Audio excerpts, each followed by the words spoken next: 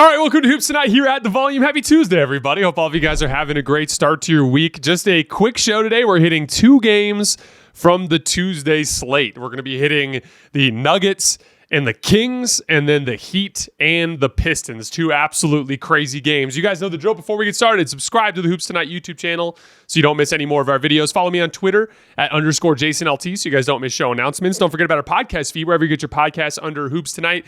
We also have social media feeds on Twitter, Instagram, and Facebook for the Hoops Tonight channel that you guys should follow so you can get more content throughout the year. And last but not least, keep dropping mailbag questions in the YouTube comments so that we can hit them on Fridays throughout the rest of the season. All right, let's talk some basketball. So Nuggets Kings.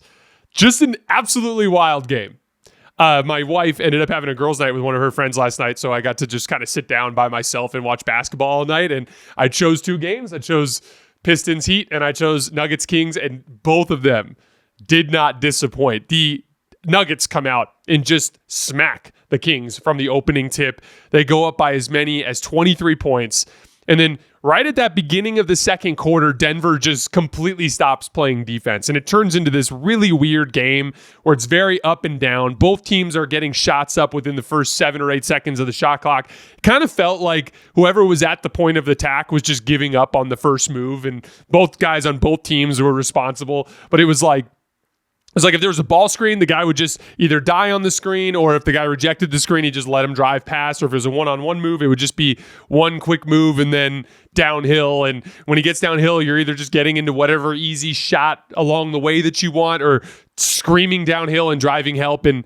kicking out to somebody. It just kind of felt like every team or every possession was just easy for both offenses. And Denver allows 82 points in the second and third quarter. 26 of those were in transition. DeMar DeRozan was the guy who kind of really started to get them going in the second quarter. De'Aaron Fox and Sabonis kind of took over from there. And it was just a weird game because in that entire middle portion, it just felt like neither team could guard each other. It was very, very sloppy. But then Sabonis hits a 3 on a pick and pop with about 3 minutes left. That puts the Kings up by 8. It's 122 to 114. And then in classic Denver Nuggets fashion, they score on 7 consecutive possessions to end the game.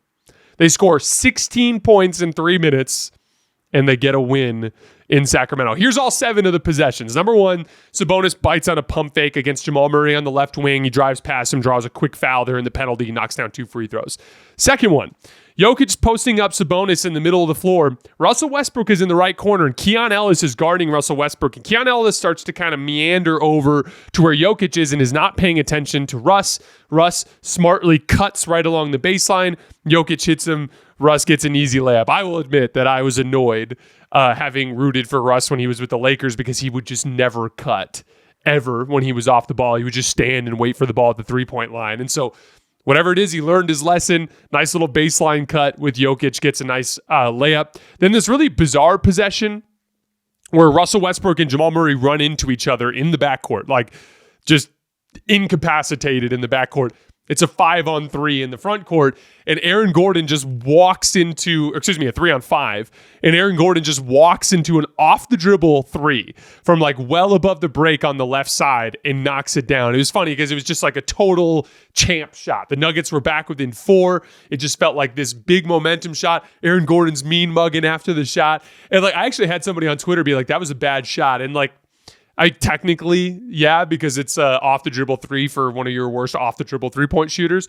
But I actually thought it was a pretty smart shot from Aaron Gordon in retrospect because like it was a 3-on-5 and Russ and Jamal were basically incapacitated. So like any second after that, the Kings were going to realize they had a 2-man advantage and they were just going to start doubling and swarming. And that could have turned into a really ugly possession or a turnover and a run out 3 or something like that, run out layup for the Kings like that. So like, honestly, I thought it was a pretty smart shot from Aaron Gordon.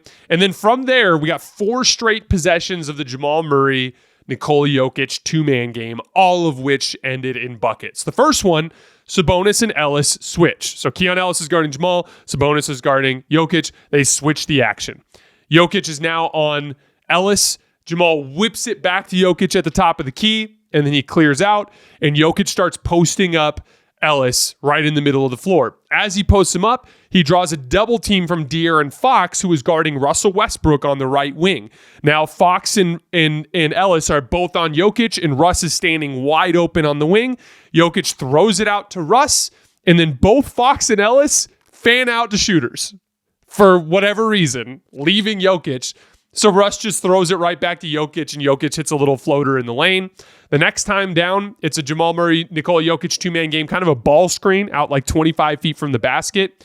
And on the play, De'Aaron Fox was kind of overplaying the high side, meaning he was like overplaying the screen side, trying to force Jamal Murray to reject the screen, kind of like an ice coverage. But typically in ice, you want your big man dropping back to help because you're basically conceding a drive. If you overplay the screen, they can just reject the screen and get downhill. Sabonis was glued up to Jokic, so Jamal crossed over and got dribble penetration on De'Aaron Fox.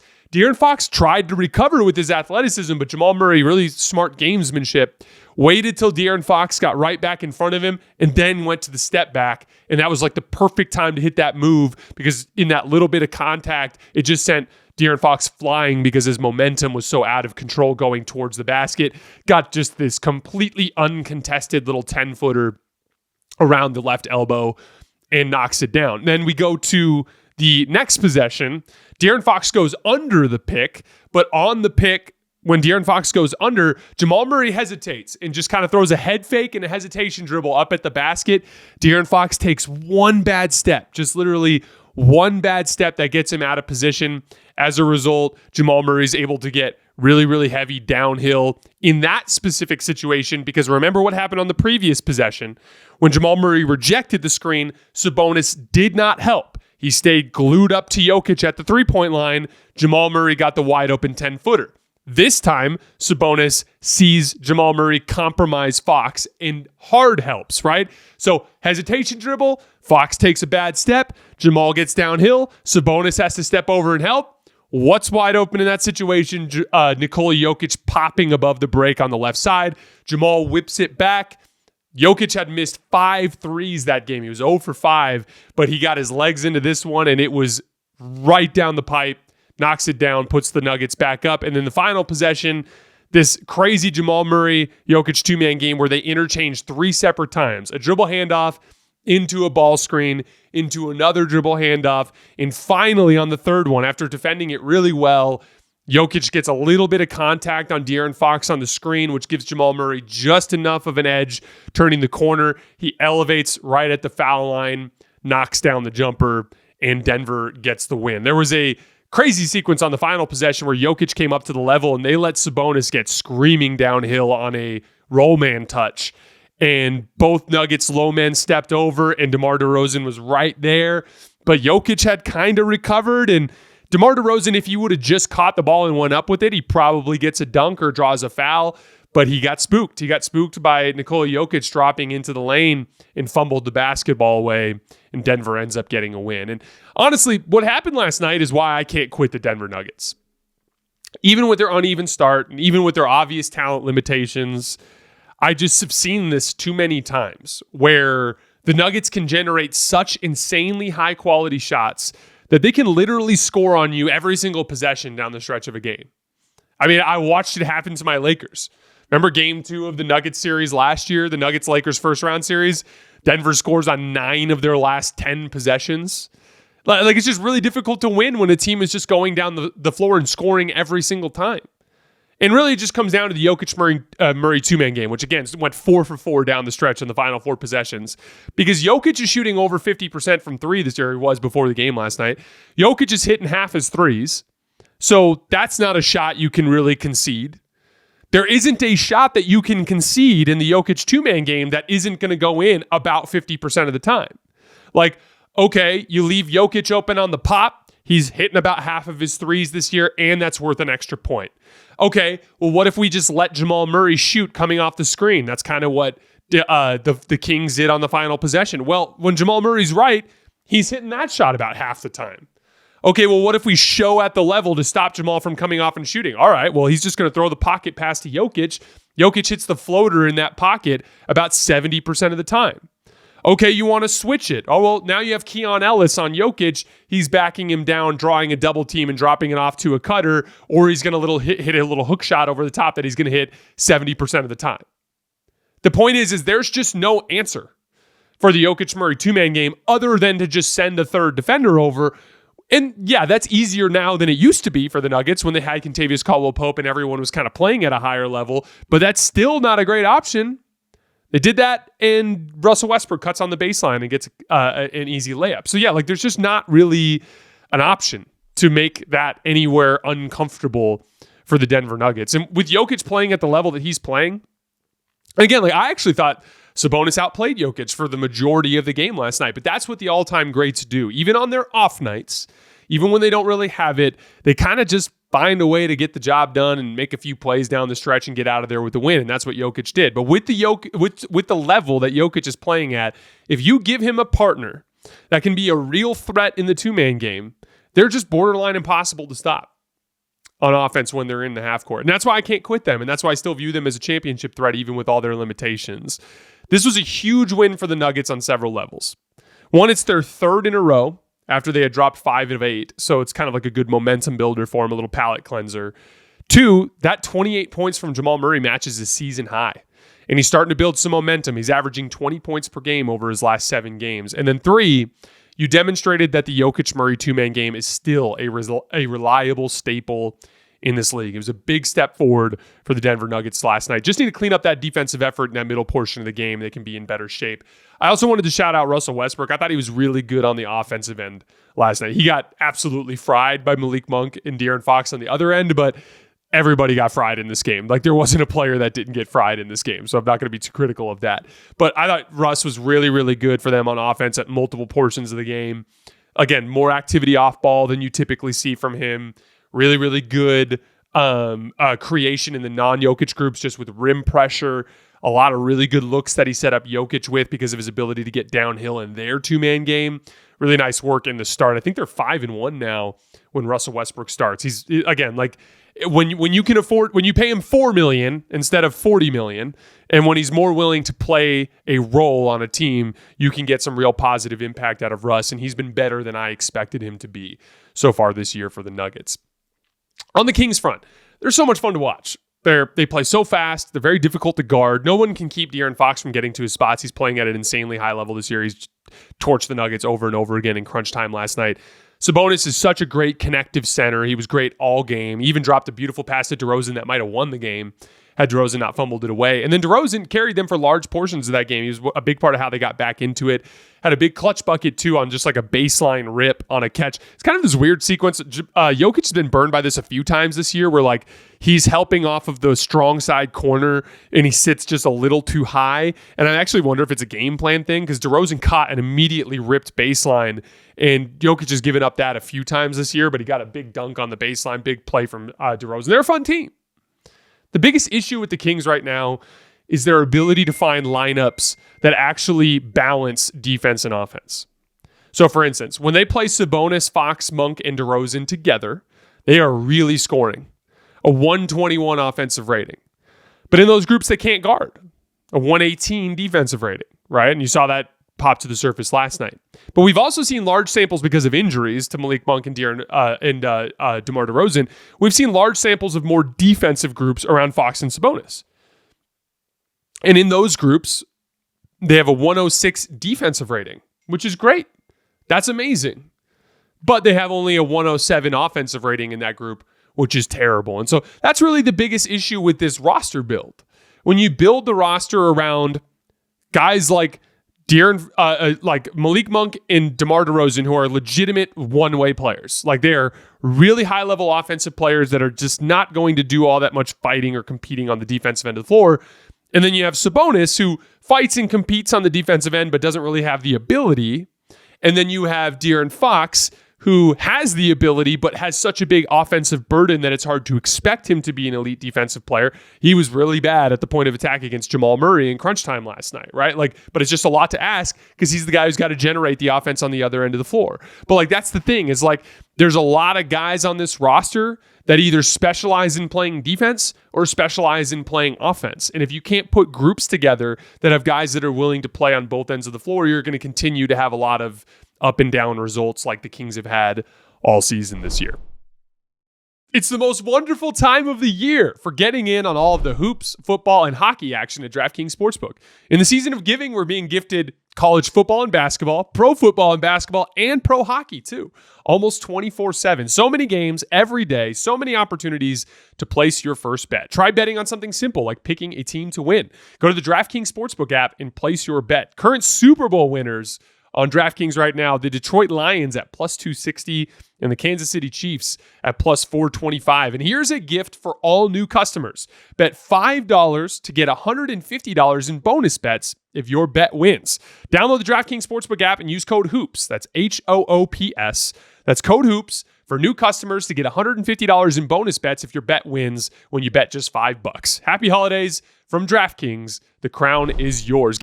On the Heat-Pistons game, just another wild game. So Bam hits a three above the break on the left wing, kind of a concession three at the beginning. And it puts the Heat up three, and they never led again in regulation. Cade Cunningham was doing a lot of work early in the game, attacking Tyler Herro in screening actions.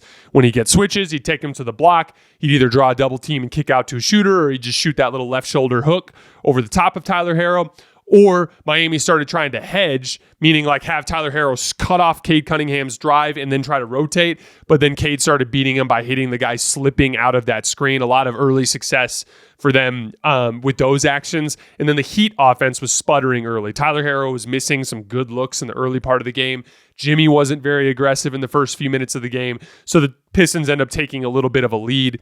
Cade did a lot of damage to the Heat with his passing, beating basic overhelp, he burned Jimmy Butler for helping off of Malik Beasley a few times, skip passes in ball screens, but he also did a ton of damage in transition, kick-ahead passes to rim runners, kick-ahead passes to guys running in transition and kind of looping along the backside, kick-ahead passes to shooters running the wing.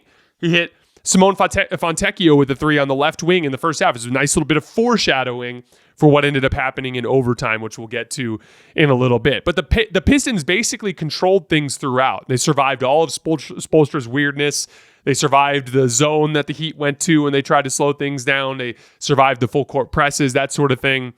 But then when they were up by 19 with 8 minutes left, they started to get really sloppy. Miami kept playing hard, and then things kind of went off the rails. Few sloppy turnovers. Cade got ripped out by half court. They turned it over against Miami's full court press one time. Simone Fontecchio threw a kick out pass out of bounds when Malik Beasley was kind of relocating up the wing. And then they just completely let go of the rope on defense. Tim Hardaway Jr. had 2 possessions of really lazy defense against Tyler Herro in one-on-one situations. And he got an easy mid-range jump shot and an easy little Euro step floater.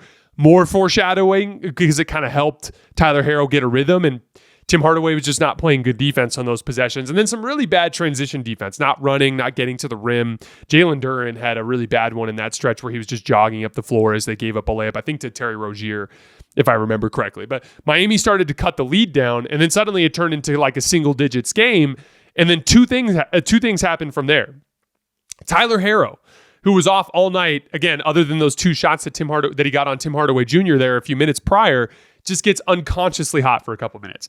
Hit 3 straight really, really difficult movement threes. 1 off the dribble, 2 off of the run that the last one ended up tying the game and sending it to overtime. And again, rhythm is connective.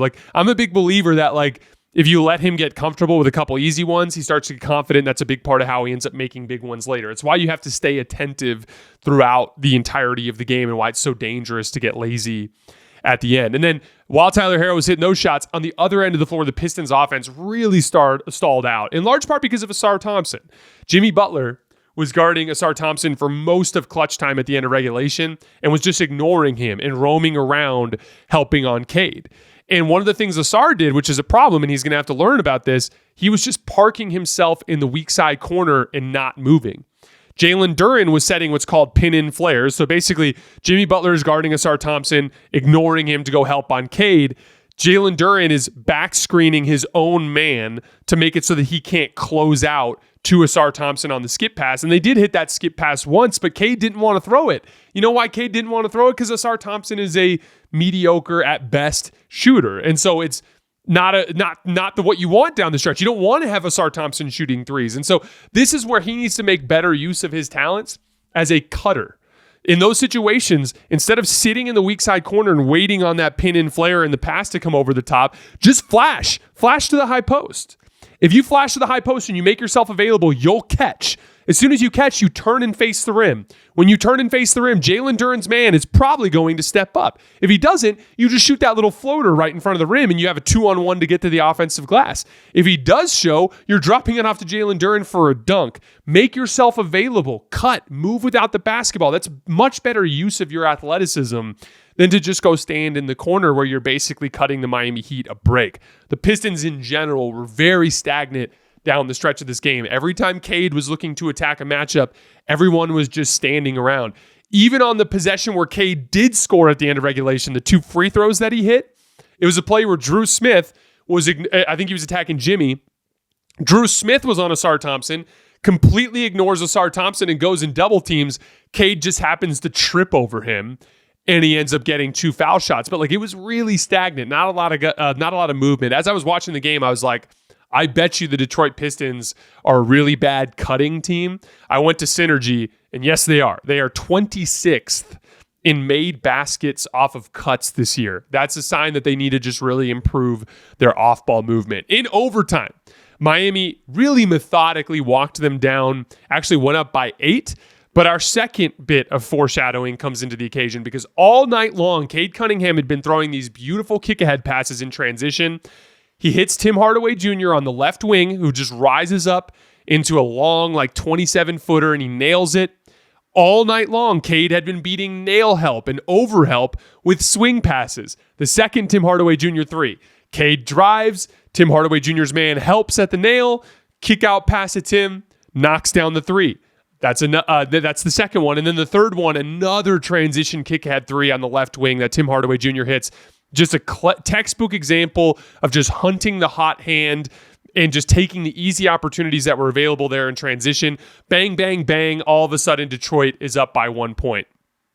Jimmy gets the lead back on a putback after Bam misses this really weird kind of fadeaway that I just don't know why he took. But then Cade makes a really nice read on a Terry Rozier, a drive against Terry Rozier. It's kind of an interesting play because I believe Jimmy was fixing his shoe, so he's in the backcourt. So it's like a 5-on-4 for the Pistons on offense. Cade starts to drive down the right lane line, and Tim Hardaway Jr. is wide open on the left wing, and Malik Beasley is wide open on the right wing, and Bam Adebayo's in help, and Bam's like, Tim just hit 3 threes. So he's kind of lingering back towards Tim's side, and as a result, he's just a step late. Cade identifies it, gets into Rozier's body and goes right to the rim and makes a little bank shot. Bam tries to come over and block it at the end, but he's just a step late because he was worried about that Tim Hardaway Jr. piece. Really, really smart read from Cade to take an easy 2 right at the rim rather than leaving it to jump shot variance at that point. And then Tyler Herro missed a couple of easy looks down the stretch, and the Pistons ended up getting a win. Kind of felt like the right team won. Like, the Pistons outplayed them all night. There was just 2 crazy shooting streaks, right? Like, Herro goes crazy hot and turns a surefire loss into an overtime win. And then Hardaway gets super hot and turns a surefire loss in overtime to a Detroit win.